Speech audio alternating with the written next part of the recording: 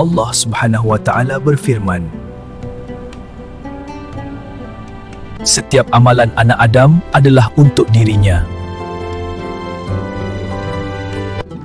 melainkan puasa.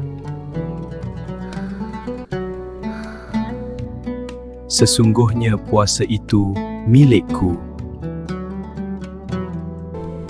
dan akulah yang akan membalasnya.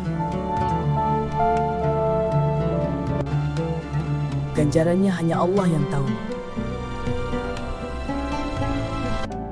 Puasa bukan mudah tapi ganjarannya luar biasa. Dan kegembiraan orang berpuasa ada dua.